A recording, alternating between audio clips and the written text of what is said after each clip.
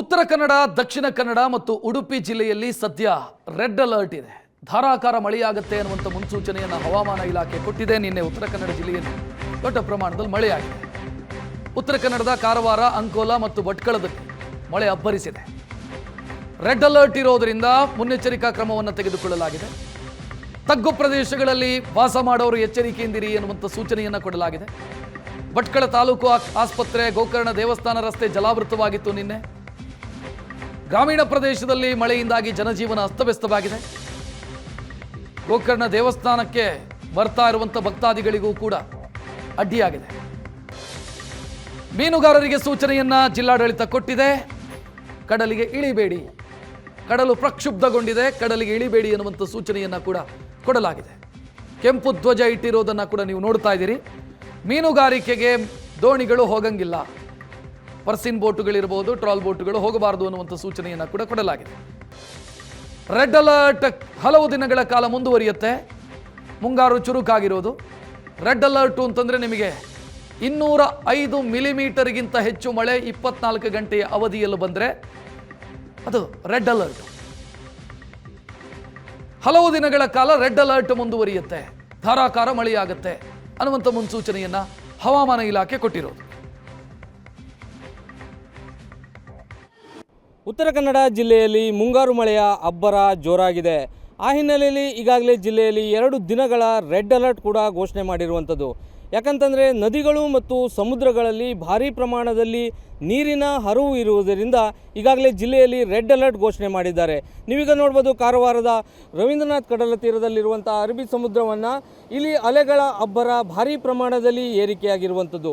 ಯಾಕಂತಂದರೆ ಕಳೆದ 1 ವಾರದ ಹಿಂದಷ್ಟೇ ಕರ್ನಾಟಕದ ಕರಾವಳಿಗೆ ಮುಂಗಾರು ಅಪ್ಪಳಿಸಿತು. ಆ ಹಿನ್ನೆಲೆಯಲ್ಲಿ ಭಾರೀ ಪ್ರಮಾಣದಲ್ಲಿ ಮಳೆಯಾಗ್ತಾ ಇದೆ. ಅದರಲ್ಲೂ ಪ್ರಮುಖವಾಗಿ ಉತ್ತರ ಕನ್ನಡ ಜಿಲ್ಲೆಯ ಕುಮಟಾ, ಅಂಕೋಲಾ, ಭಟ್ಕಳ ಈ ಕರಾವಳಿ ತಾಲೂಕುಗಳಲ್ಲಿ ಭಾರೀ ಪ್ರಮಾಣದಲ್ಲಿ ಮಳೆಯಾಗ್ತಾ ಇರುವಂಥದ್ದು. ಆ ಹಿನ್ನೆಲೆಯಲ್ಲಿ ಈಗಾಗಲೇ ಜಿಲ್ಲಾಡಳಿತ ಜಿಲ್ಲೆಯಲ್ಲಿ 2 ದಿನಗಳ ರೆಡ್ ಅಲರ್ಟ್ ಕೂಡ ಘೋಷಣೆ ಮಾಡಿರುವಂಥದ್ದು.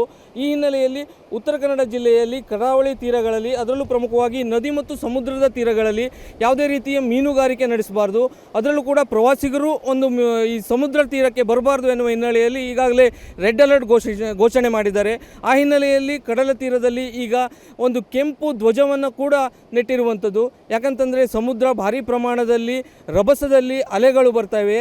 ಆ ಹಿನ್ನೆಲೆಯಲ್ಲಿ ಪ್ರವಾಸಿಗರಾಗಲಿ ಮೀನುಗಾರರಾಗಲಿ ಸಮುದ್ರಕ್ಕೆ ಇಳಿದಲ್ಲಿ ಅವಘಡ ಸಾಧ್ಯತೆ ಇದೆ ಎನ್ನುವ ಹಿನ್ನೆಲೆಯಲ್ಲಿ ಜಿಲ್ಲಾ ವಿಪತ್ತು ಪ್ರಾಧಿಕಾರದಿಂದ ಈಗ ರೆಡ್ ಅಲರ್ಟ್ ಘೋಷಣೆ ಮಾಡಿದ್ದಾರೆ. ಪ್ರಮುಖವಾಗಿ ಏನು ಭಾರೀ ಮಳೆ ಸುರಿಯುತ್ತಿರುವ ಹಿನ್ನೆಲೆಯಲ್ಲಿ ಗೋಕರ್ಣದಲ್ಲಿ ಪುರಾಣ ಪ್ರಸಿದ್ಧ ಮಹಾಬಲೇಶ್ವರ ದೇವಸ್ಥಾನಕ್ಕೂ ಕೂಡ ನೀರು ನುಗ್ಗಿರುವಂಥದ್ದು. ಈ ಹಿನ್ನೆಲೆಯಲ್ಲಿ ಏನು ಆತ್ಮಲಿಂಗದ ಸ್ಪರ್ಶ ದರ್ಶನ ಆಗ್ತಾ ಇತ್ತು, ಆ ಒಂದು ದರ್ಶನಕ್ಕೆ ತಾತ್ಕಾಲಿಕವಾಗಿ ಸ್ಥಗಿತವಾಗುವ ಸಾಧ್ಯತೆ ಇದೆ ಎನ್ನುವ ಕುರಿತಾಗಿ ದೇವಸ್ಥಾನದ ಆಡಳಿತ ಉಸ್ತುವಾರಿ ಮಂಡಳಿ ಹೇಳಿರುವಂಥದ್ದು.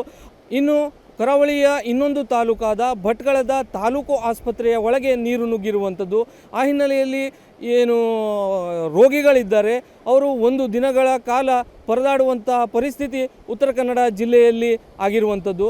ಏನಂತಂದರೆ ಕರಾವಳಿ, ಅದರಲ್ಲೂ ಪ್ರಮುಖವಾಗಿ ಉತ್ತರ ಕನ್ನಡ ಜಿಲ್ಲೆಯ ಕರಾವಳಿ ಮತ್ತು ಮಲೆನಾಡು ಭಾಗದಲ್ಲಿ ಭಾರೀ ಪ್ರಮಾಣದಲ್ಲಿ ಮುಂಗಾರಿನ ಅಬ್ಬರ ಜೋರಾದ ಹಿನ್ನೆಲೆಯಲ್ಲಿ ಅಲ್ಲಲ್ಲಿ ತಗ್ಗು ಪ್ರದೇಶಗಳಲ್ಲಿ ನೀರು ನುಗ್ಗಿರುವಂಥ ವರದಿ ಕೂಡ ಆಗ್ತಾ ಇದೆ. ಇನ್ನು ನದಿ ಪಾತ್ರಗಳಲ್ಲಿ ನೀರಿನ ಹರಿವು ಜಾಸ್ತಿ ಇರೋದರಿಂದ ಅವಘಡ ಆಗುವ ಸಾಧ್ಯತೆ ಇದೆ ಎನ್ನುವ ಕುರಿತಾಗಿ ಈಗಾಗಲೇ ಜಿಲ್ಲಾ ವಿಪತ್ತು ಪ್ರಾಧಿಕಾರ ರೆಡ್ ಅಲರ್ಟನ್ನು ಘೋಷಣೆ ಮಾಡಿರುವಂಥದ್ದು. ಗಿರೀಶ್, ಏಷ್ಯಾನೆಟ್ ಸುವರ್ಣ ನ್ಯೂಸ್, ಕಾರವಾರ.